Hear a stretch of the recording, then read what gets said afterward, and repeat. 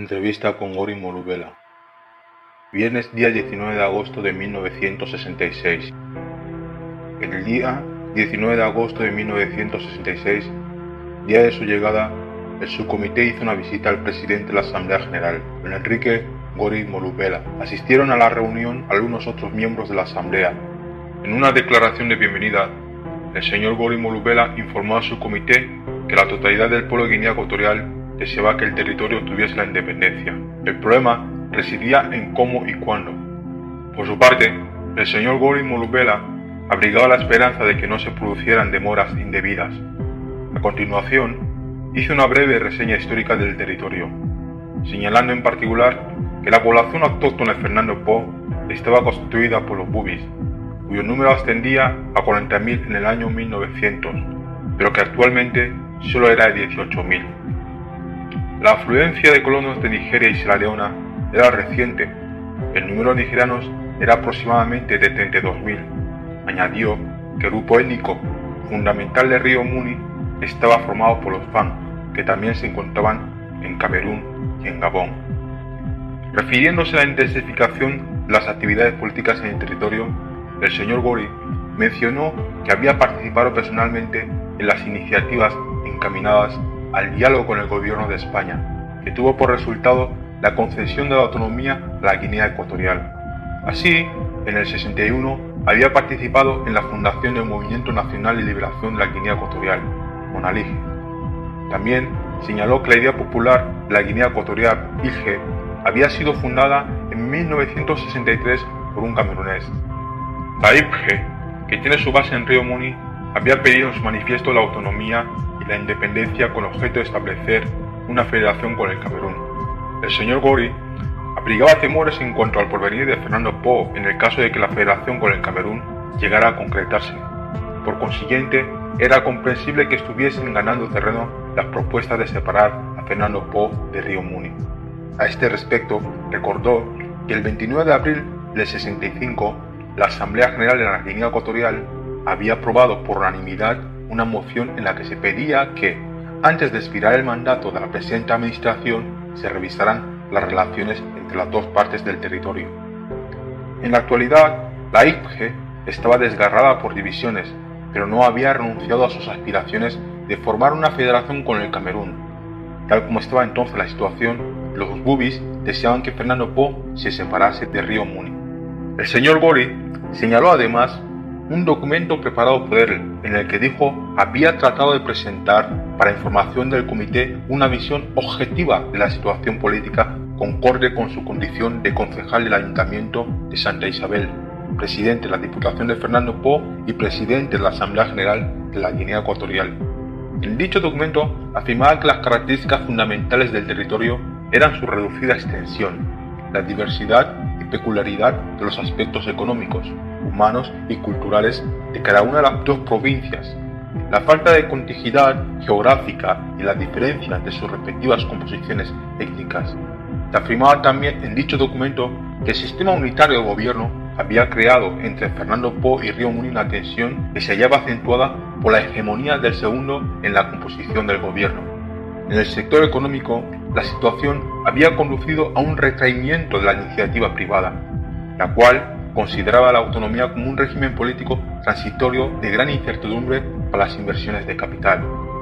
Según el documento, el derecho del pueblo a la libre determinación no quedaba agotado por su aceptación del sistema autónomo en diciembre de 63. Prueba de ello era que la Asamblea General y el Consejo de Gobierno estuviesen tratando dos temas que presuponían la existencia de ese derecho. El primero era la revisión de la ley articulada sobre el régimen autónomo. El segundo era la separación de Fernando Po y Río Muni. En todo el examen de la cronología de la independencia debían tenerse en cuenta varios factores, entre ellos la superficie y la población reducida de Guinea Ecuatorial. El hecho de situación económica del territorio se debía en gran medida al trato preferente dado a sus productos en el mercado español y la posibilidad de anexión por parte de estados vecinos con ingresos más bajos. En cuanto a las tendencias políticas vigentes, en el documento presentado por el señor Gori Molubela se afirmaba que en líneas generales, y salvo excepciones concretas, el sistema unitario de gobierno era aceptado por la población de Río Muni. en tanto que la postura contraria era defendida con variedad de matices por la población de Fernando Po. Esta consideraba que la unificación era una ficción contraria a la realidad geográfica, humana y cultural de las dos partes del territorio, que no tenían historia común, salvo en lo tocante a la colonización española. Además, el presente sistema de gobierno constituía, de hecho, una limitación del derecho a la libre determinación de la población autóctona de Fernando Po. Este sistema traía consigo la preeminencia del río Muni, que gozaba de mayoría en la Asamblea y en el Consejo de Gobierno. Además, el río Muni absorbía las 2/3 partes de los gastos públicos, mientras solo aportaba 1/3 a los ingresos. En lo tocante al movimiento pro independencia, se declaraba en el documento que si bien parte de la población del territorio se inclinaba a favor de la independencia, no había consenso alguno al respecto. Existía apoyo popular especialmente en Fernando Po para la idea de la vinculación al Estado español, después de la independencia, a base de convenios de defensa exterior y de ayuda económica y técnica. En el norte del río Muni predominaba una intensa opinión a favor de la vinculación con Camerún, mientras que en la parte sur la población se inclinaba a favor de la vinculación con Gabón. Sin embargo, el grado de vinculación deseada variaba desde la mera relación hasta la federación. Además, en el documento presentado por el señor Gori se decía que los partidos políticos hicieron su aparición en el territorio durante la etapa anterior al régimen de autonomía y que tenían por finalidad casi exclusiva poner fin al dominio colonial.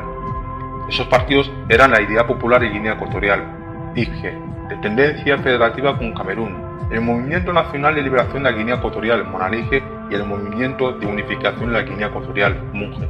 Según el documento, las actividades de esos dos partidos habían ido en disminución desde que se introdujo el sistema en vigencia, que había absorbido muchas de sus actividades. En otro documento, en el que se presenta una lista de los miembros de la Asamblea General, el señor Gori informó al subcomité de que, de los 18 miembros de ese órgano, 7 habían sido elegidos originalmente a los concejos municipales por los cabezas de familia y el resto representaba a las sociedades de capital y las cooperativas. Para concluir, el señor Gori señaló con atención un discurso que había pronunciado el día 3 de enero de 1966 en relación con el principio de la libre determinación para el pueblo de Fernando Po.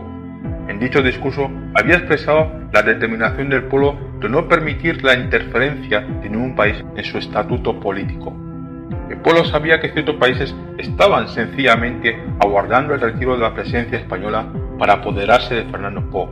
El pueblo deseaba que cualquier modificación de su estatuto político en ejercicio de su legítimo derecho a la libre determinación solo fuese realizada en diálogo directo entre sus auténticos representantes y el gobierno de España. Ante este respecto, recordaba la promesa reciente hecha por el jefe de Estado, de que España defendería las libertades y la voluntad de libre decisión del pueblo y lo defendería frente a cualquiera del exterior que pretendiese comprometer su futuro.